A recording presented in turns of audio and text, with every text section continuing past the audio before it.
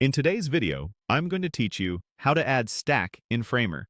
Start by opening your Framer project named Popular Domain.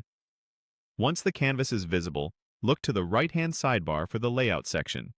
If the panel is collapsed, expand it so you can see all the layout tools. With your target layer or group selected on the canvas, click Layout, then click Stack.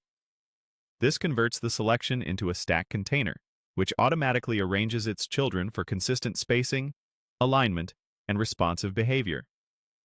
You'll see controls appear that are highlighted in the interface. Follow those highlights to confirm the stack is active and to review its key options.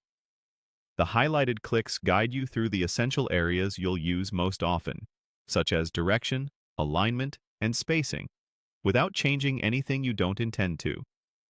If you don't immediately see changes, make sure you have the correct layer or frame selected before proceeding. Next, set up navigation for an item inside the stack. Open the link setting as indicated, then follow the highlighted prompts to configure the destination. Choose Home as the target so the linked element in your stack will navigate back to your main page. Enable the New Tab option when prompted. This ensures the page opens separately, which is helpful when you want visitors to keep their place. Confirm the change when you see the Yes prompt so the link behavior is saved. Now check how the stack is positioned in the layout. Open the position control in the right sidebar. You'll briefly toggle to Absolute to see how it would break out of the normal flow, and then switch back to Relative, so the stack participates in the page's layout and responds fluidly with surrounding elements.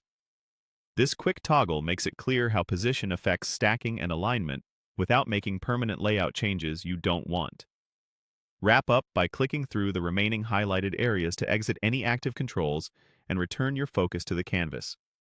This ensures your selections are finalized and the stack is properly applied. When everything looks good in your preview, it's time to make the changes live. Click Publish in the top bar, then choose Update to push your changes to the existing site.